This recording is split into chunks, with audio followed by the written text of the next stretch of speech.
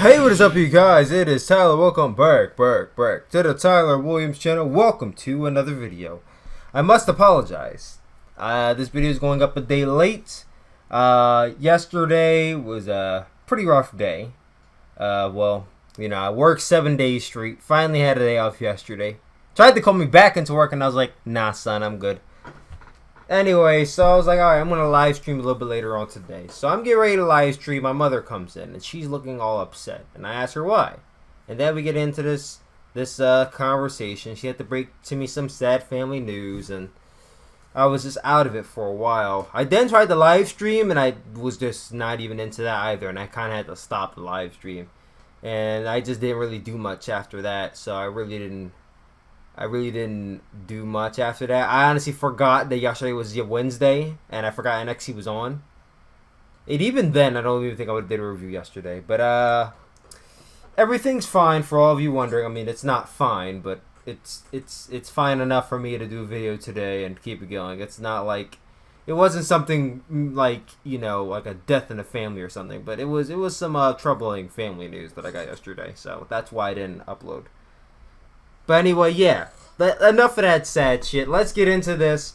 Our weekly NXT review for the May 23rd episode. So, let's get into the review, shall we? So we start off the show with a match between Heavy Machinery and TM61. You guys remember last week, Heavy Machinery did a promo backstage. TM61 interrupted it like, hey, we're heels now. Let's get into your picture and jaw jack and da-da-da-da. Well, that led to tag team match this week to open the show. It was actually a really fun match. I enjoyed it. It was a fun match. It's not a really fun match. I gotta figure out, like, when I say something's good versus something really good, that kind of amps it up a little bit. It wasn't a really fun match. It was just a fun match to watch.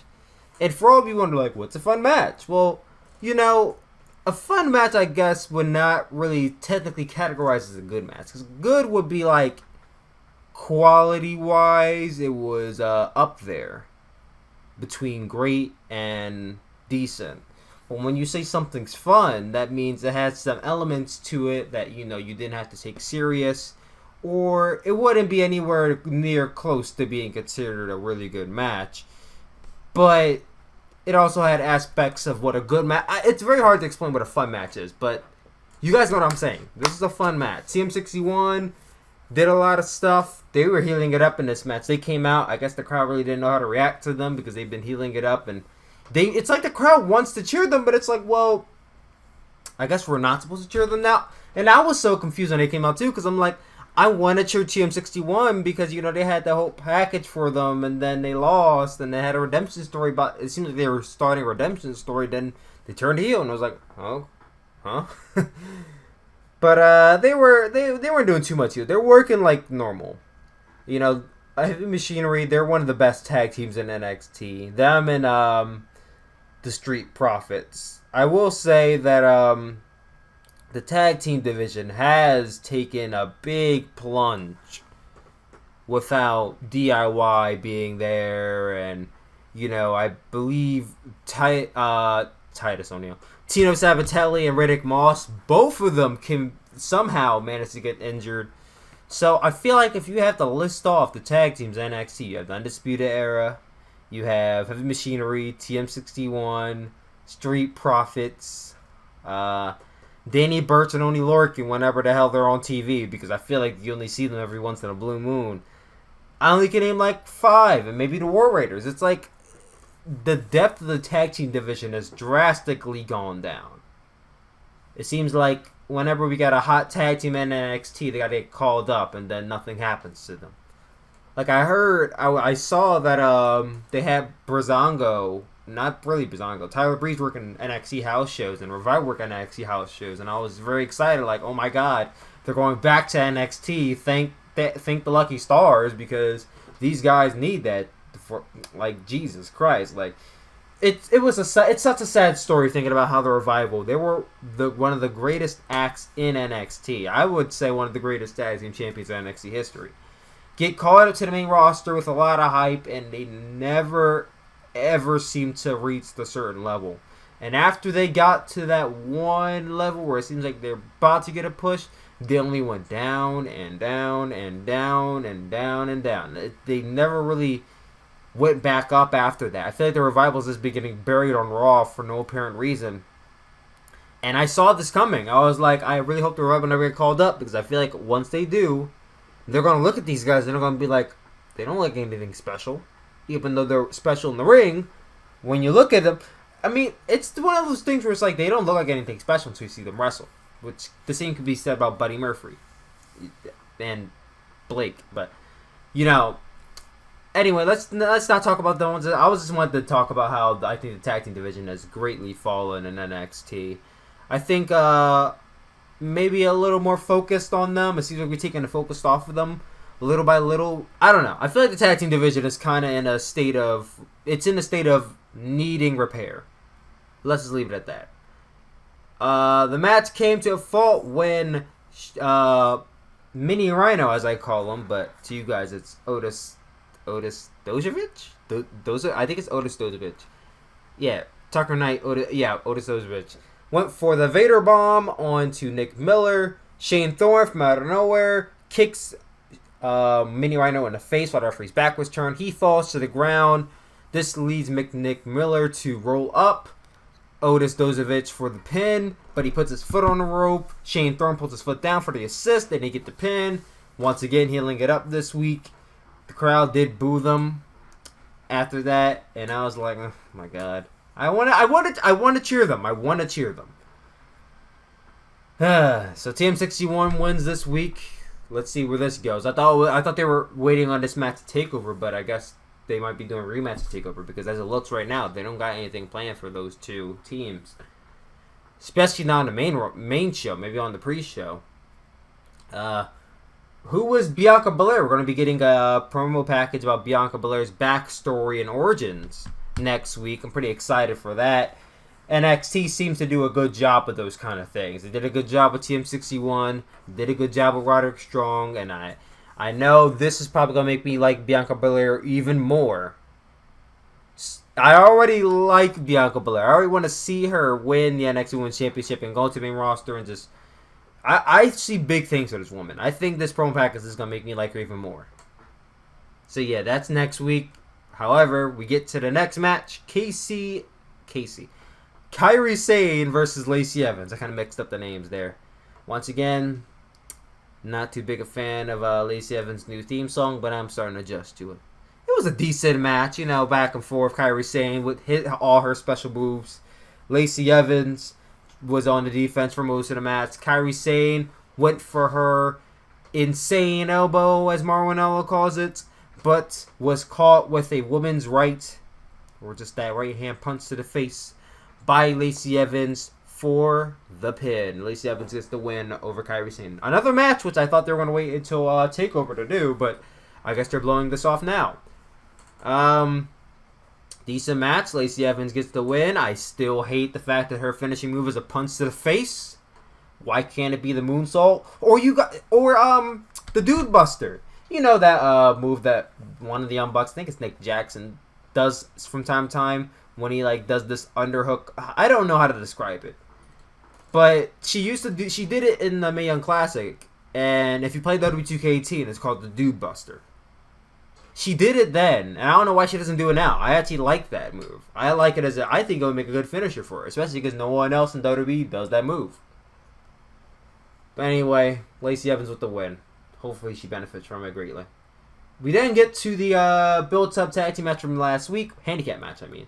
Ricochet and the Velveteen Dream versus Lars Sullivan.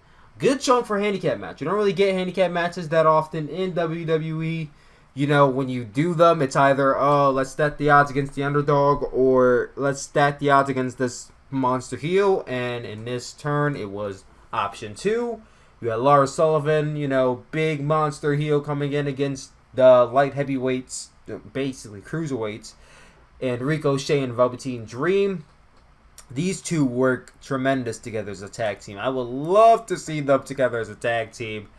And even though I knew as soon as the match started what the ending, how it was going to end, I was dreaming up a scenario in my head where, what if months down the road, maybe weeks down the road, they start to They start to be like, hey, you know, we work together as a team. How about we team up? What if they go after that NXT? Like, you know, they could use another tag team in their division. So Ricochet, Velveteen Dream could be I think that would be a nice tag team. I was thinking of that possibility, and then I was like, oh, snap out of it. I see what's about to happen here. And it did. Lots of high-flying moves from Ricochet. Velveteen Dream was doing his thing. Always a treat to see Velveteen Dream on TV. Ricochet was hitting an elbow. Got what's his name? Got Lars Sullivan down. Velveteen Dream sneaks, tags himself in, lays out Ricochet with the... Oh, no, never mind. I kind of got that mixed up. He tagged... I think Ricochet was in the match already. Velveteen Dream gets into the ring, lays him out with a rolling fireman's carry. I like the way Velveteen Dream does it. It's like, you know, usually how they do the rolling fireman's carry, they kind of roll. They do like a forward roll. They do a somersault. They roll forward. Well, with him, he rolls to the side. Like, it's kind of like doing an AA, except you're falling on your opponent in the process. I love the way Velveteen Dream does it. It's just little things like that just is like makes you gravitate towards him more and more. So he lays out Ricochet. This leaves Lars Sullivan to come in and capitalize on it, hitting his finisher onto Ricochet for the cover and getting the win. And I could see how I think we're building up to a Velveteen Dream versus Ricochet match, and with a definitive winner this time. I am super excited for that match. Super excited. Both of those men are extremely talented, have bright futures ahead of them in NXT. Yeah, not on Raw or SmackDown. I think it's doomed for them if they ever go to Raw, especially Velveteen Dream. Oh, Lord. Can you imagine if the Velveteen Dream went to Raw? Oh, it would be doomsday for him. Everyone's like, oh, I think he'll do fine. Look at Tyler Breeze. Look at what happened to him. Do you want that to happen to the Velveteen Dream? No? Okay, then he's got to stay on NXT. My point exactly. This is why a lot of the times when I like a person, I hope they stay in NXT. Because I know as soon as they go to main roster, they're fucked.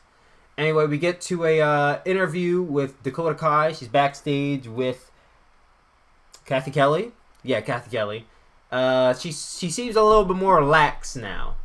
Kathy Kelly brings up the fact that, oh, last week you were cowering out to Shayna Baszler, and you're going into a match against Shayna Baszler next week. How are you gonna do this? How are you gonna get through it? And as soon as she's about to speak, Shayna comes into the frame like, oh, you still talking trash? Like, where does Shayna come from? She's such a bully, man. I think, shit, why isn't she on Raw doing the bully storyline? Like, Alexa Bliss, Nia Jax bullying storyline, it was I mean, they were really campaigning for a Be a Star thing, but Nia Jax,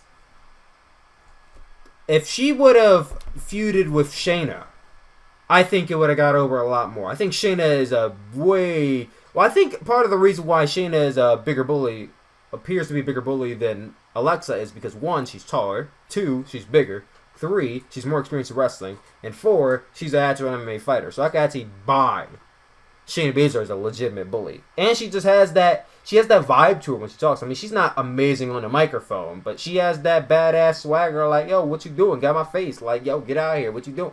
She has that swagger to her when she talks, and it's believable. So she's telling Dakota, oh, you don't stand a chance, or this and that. And Dakota's like, we'll see about that. And she doesn't back down this time. I'm like, yeah, that's right, Dakota Kai. So, it's set for next week. Dakota Kai versus Shayna Baszler for the NXT Women's Championship. That's going to be a great match. The only thing I question is how Dakota Kai got an NXT Women's Championship match when she didn't earn it. Yeah. What did she do to win? What did she do to get that championship match? If it would have been a normal match, fine. But she got a championship match. I don't understand how she earned it. And that's the thing. You can't be biased. It's like, look, if it's someone I don't like and they got a championship match, I would definitely say the same thing. I'd be more harsh, but I say the same thing. So now that Dakota Kai, I like her, she's getting a championship match. It's like, okay, well, what did she do to earn it? Nonetheless, it's happening anyway. I highly doubt Dakota Kai is winning this match, but it's really going to be good to see. Dakota Kai is really good in the ring. Shayna Baszler is improving day by day. We didn't get to the main event, main segments, because I guess the main event was the handicap match. Johnny Gargano's theme hits. We don't know who's going to come out because, last time Johnny's theme hits Tommaso came out. So it's like, okay, well, the crowd doesn't know how to react. Candice comes out. Then Johnny comes out, neck brace and all. Comes down to the ring, talking about contemplating retiring. Like, look, last time I was here, I got kneed in the face by Tommaso, driven off the ramp. And now every day I think about it. Now I got to think about my future and what could possibly happen if this happens again. I gotta look forward. I gotta think about what could happen and what might happen and all this stuff that just makes you like, no, Johnny, don't go. And then he swerves everyone as we all predicted. And he was like, Tommaso, I'm calling. He calls out TOMMASO CIAMPA. And Tommaso's like, boy, if you're still in that ring, by the time I get down there, there's going to be some trouble. And I'm like, ooh. Even though I thought that the end of the feud should have been at TakeOver, New Orleans. But hey, this feud's still going. I don't have too much of a problem with that. They're great wrestlers. And this segment here advanced it. So I'm not too mad. So Candice immediately leaves the ring and goes to the back. I assume she goes to go get some referees or get some help. Tommaso walks down to the ring waiting for Johnny. And then the referees come and they start booing. And the referees are trying to get Johnny away. And I guess that makes sense because Johnny's threatening to attack Tommaso. So they would guard Johnny and not Tommaso. So they're trying to guard Johnny. And Candice is like, no, don't do this. Don't do this. Think about your future. Think about me. Think about us. And Johnny is not listening. He's not trying to hear that shit. He runs around the ring, circles it, then tries to go after Tommaso again. Candice tugging on him like, no, please don't do this. He looks at her, and then they start walking up the ramp, and then Tommaso's like, yeah, listen to your girlfriend, Johnny. And then he goes right back at Tommaso. He gets on the apron. Tommaso knocks Johnny Gargano off the apron, and he falls onto Candice LeRae, who gets laid out. Just like every woman in WWE does when they get hit by a man. They could get blown on like by a man, and next thing you know, they're in crutches next week. So you know how these feeble women go in WWE. So he falls onto Candice, and Candice is all laid out, and Johnny's like, oh my god, what did I do? And Tommaso rolls out of the ring, goes in the other direction, while Johnny's like, we could get some help, and referees and officials come out to aid Candice, and that's how we go off air. So yeah, that was NXT. It was a decent show. I mean, it's not something I would say you have to watch, or there was a standout match really, but decent episode of NXT. Definitely looking forward to next week's episode to see Dakota Kai and Shayna Baszler battle that out. Hopefully, we see Velveteen Dream and Ricochet at TakeOver, but if not, I'm going to be excited for that match on television too. Anyway, that is all. Thank you guys for watching this review. I love you guys as always, and I will talk to you all later. Peace out.